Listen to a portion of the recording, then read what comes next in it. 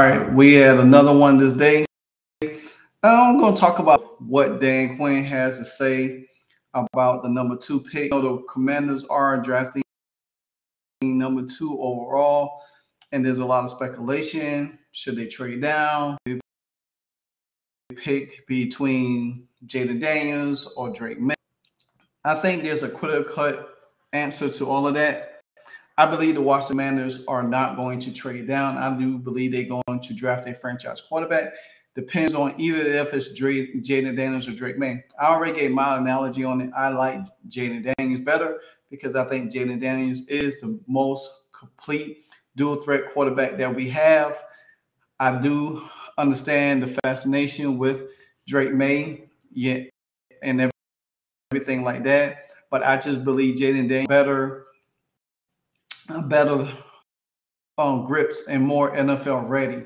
Now, a lot of people are on the Kayla Williams train, and I do believe between Kayla Williams and Jaden Daniels, they are the 2 best quarterbacks in the. I don't think Kayla Williams have that much far of a lead or more of a spread gap over Jaden Daniels. I just don't believe that. I think Jaden Daniels' numbers compared to what Kayla Williams' numbers is pretty outstanding, especially when he went.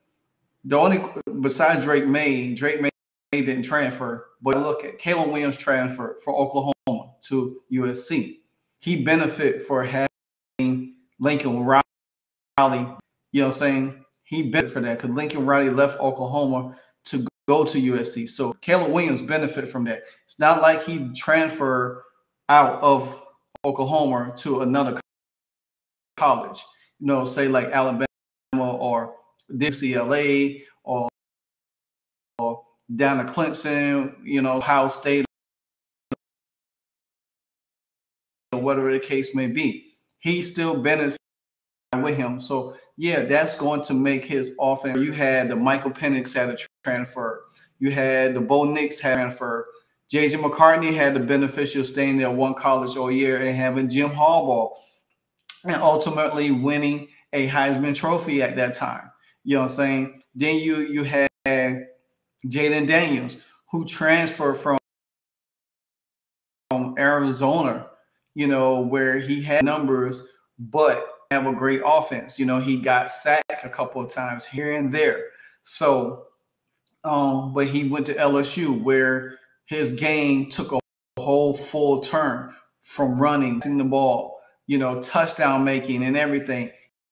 He did things to me that I didn't see Kayla Williams, or I didn't see Michael Penix or Bo Nix or Drake May. Drake May had the benefit of sitting behind Sam Howell and taking the lead the next year and running the offense. Well, he had his weapons. Now, Tez walked whole year, but at the same time, he stood. But you got to understand that Drake May still had everything intact also. So the nitpick of all of these quarterbacks. And I just think that at the end of the day, I feel like they all have room to grow. They do. They all have room to grow. But me personally, I feel like Jaden Daniels, again, is the best quarterback. He's the best quarterback in my eyes in the draft. His skill set fits what Cliff Kingsbury is going to do. I don't see says otherwise. Yeah, Drake May could probably run it, but Drake May, he's going to run when he needs, when there's no way to run. You know what I'm saying? Me personally, I quarterback to be able to move out the pocket and be able to throw. And you got to look at it. If you look at some of Jaden Daniels' highlights, it's going to speak volume. Now, I'm going to get into a little bit more what Dan Quinn was talking about, the number 2 pick, or what direction they might go into to quarterbacks. Now, we all know that at the end of the day, what it's going to take for the Commanders. We have not picked number 2 or quarterback since 3, and you got to think about when 2012 came and we selected RG3. He electrified everything. Daniels doing that and beyond that, because the coaching staff, you got to understand now that the rules and the quarterback. So therefore, you two are going to be able to light up the quarterback as much as you should. Now, Dan Quinn said it is fair to Commanders taking a quarterback in the 2024 draft. You have to envision that, because it's the thing that you got to worry about is that you adding all these pieces and you still got pieces to add, but you need that guy to really set the tone, that leader that set the tone. I think Jaden Daniels could be a great leader for this club. He's not so he's called Patrick Mahomes media friend. Drake May could be like that, but you got to look at the league. They want somebody that has that personality they gravitate to. Jaden Daniels' personality lights up. His smile, his charisma, you know what I'm saying? He's fun to watch. To me, I think he has that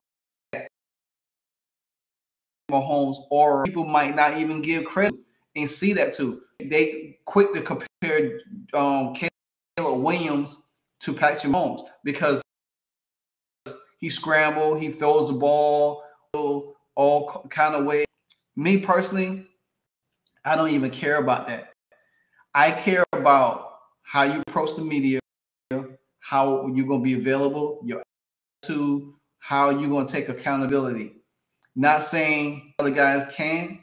I just see that personality-wise, I think that Jaden Daniels has that. I think he has that it factor. I think he has that charisma. I mean, like I said, the dude, Magic Johnson will love him because Jaden Daniels smiles, lights up like Magic Johnson.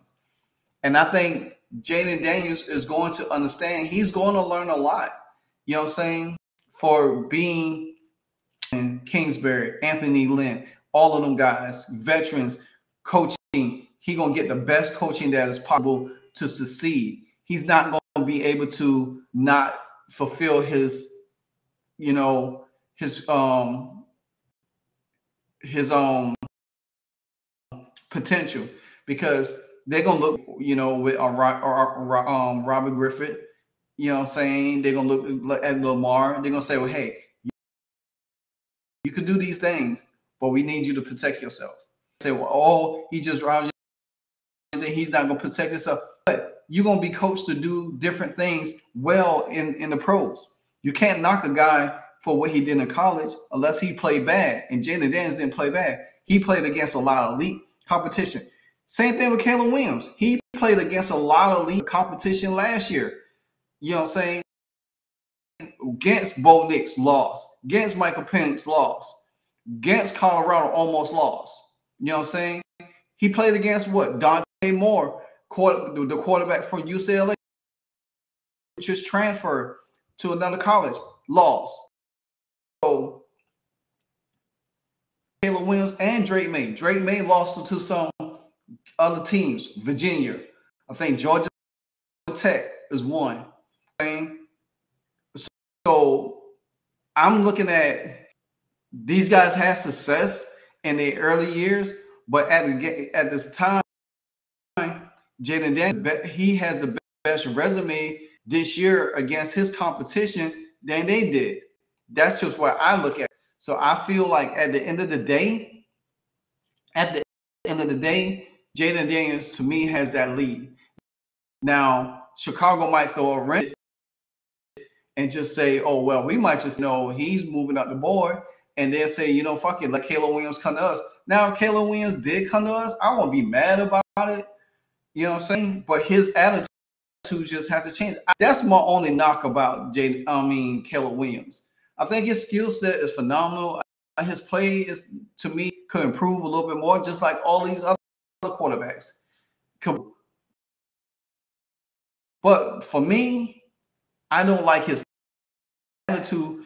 Irritates because if you're gonna have that kind of attitude, but the league ain't gonna be in your favor. Roger Goodell is not. He wants a guy that's likable, that he can approach. He didn't love Tom Brady as much as Tom Brady was winning, but a guy that he looks at as the face of. He likes all these other guys, but guess who he likes the most? Patrick Mahomes. You know why? Patrick Mahomes is the poster boy for the league. He's the face of the league right now. They not gonna look at a Kayla Williams to be the face of the league. You know what I'm saying? Because his attitude. And Drake May, he's gonna be like a Josh Allen, just good but not good enough. Michael Penix, you know what I'm saying? Bo Nix, he's gonna probably be, I say, a Kirk Cousins type of guy. Or you compare Michael Penix to Sean Watson, because that's too far-fetched right there. He probably be like another Herbert, you know what I'm saying? Or whoever the case may be. But I do believe Jaden Daniels has that charisma, Sanders, to be that face of the league behind Pat Holmes. I think he's going to be able. He needs to do to bring that to light. That's end of it. You might disagree with me, but I feel like Jaden Daniels has something special that the league is going to gravitate towards. His success with the Washington Commanders is going to put the league on notice. He's going to do things that probably just Deshaun and Joe Burrow, all these guys do. You know what I'm saying? Gravitate, had that charisma, and if he has that likable ability, and they bring in winning, it's going to be easy for the league to like, oh, let's go to this guy. He's going to be talked about a lot. He's going to be overshadowing all the guys that's already in the league. He's going to be like prepared to some guys, but he's going to all of a sudden have that screen time like Patrick Mahomes. Then, you know, they're going to be like, okay, well, damn, you know, but we got this guy now. He's putting this team on his back. He's doing this. He's doing that. Look how he handles the media. Look how he talk. People love that. The meets up shit like that. They don't want to get up a bad attitude player. You know what I'm saying? A guy that just get nonchalant or full of himself. They're not going to fuck with that shit. Back into now, the question is whether will it be North Carolina Drake May or LSU's quarterback Jaden Daniels. May is projected to go #1 to the Bears, which that's off the table. Every move Washington made this offseason points to a quarterback coming, which it is. You go look back. The Commanders had traded like Sam Howell, sent him to Seattle for a 3rd-round pick. They signed veteran Marcus Mariota, which some people said, well, Mariota, you know, all these systems, I don't care how different they are, they all similar in some form or fashion, because the fact of the matter is that they have run kind of systems before. Mariota is there to be a shadow, just like when they brought in RG3, because 3 is a running quarterback. He has the same traits as Lamar. You bring in Mariota that has the same traits as a Jaden Daniels. They're not gonna bring Mariota in front of Drake May. No, they're not gonna do that. They could have got a Kirk Cousins for that shit. You got a Mariota because you knew who you getting. You already know who you getting. Kingsbury already said it. That he needs a quarterback that's going to be able to move. Somebody that sits in the pocket. You got to be able to move all the time. I can't. He didn't do it that much. He ran when he needed to. And Kayla Williams don't even like to run all when he needs to.